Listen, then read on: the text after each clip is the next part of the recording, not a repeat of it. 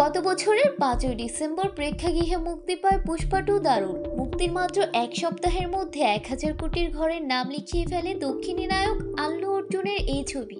বিশ্বে সর্বপ্রথম এই ছবিটি বক্স অফিসে সবচেয়ে কম সময়ের মধ্যে 1000 কোটির ব্যবসার ইতিহাস গড়ে। পুষ্পা সুপারহিট হওয়ার পর থেকে তার সিকুয়েল নিয়ে দর্শকের আগ্রহ তুঙ্গে ওঠে। পুষ্পা হিসেবে আল্লু এতটাই জনপ্রিয়, এই মুহূর্তে তিনি ছাড়া অন্য কোনো অভিনেতা অথবা তারকাকে এই চরিত্রে ভাবতে নারাজ দর্শক অনুরাগীরা। তবে অনেকেরই হয়তো অজানা, আল্লু অর্জুনের আগে পুষ্পা হওয়ার প্রস্তাব দেওয়া হয়েছিল শাহরুখ খানকে। প্রকাশ্যে এই কথা ফাঁস করেছিলেন শাহরুখ নিজেই। ভিকি কৌশলের সঙ্গে জুটি বেঁধে একটি ফিল্মি অ্যাওয়ার্ড শো সঞ্চালনার মাঝে মঞ্চ থেকে এই কথা বলে উঠেছিলেন কিং খান। সঙ্গে এও জানিয়েছিলেন কেন ফিরিয়েছিলেন পুষ্পা হওয়ার প্রস্তাব। আপত্তিকর দৃশ্য নিয়ে বিতর্কে আল্লু অর্জুন। এই সময় পুষ্পা ছবির প্রসঙ্গই উঠতেই মজার ছলে আর্তনাদ করে শাহরুখ বলে ওঠেন, ওরে এসব আর বলিস না, মনে ব্যথা লাগে।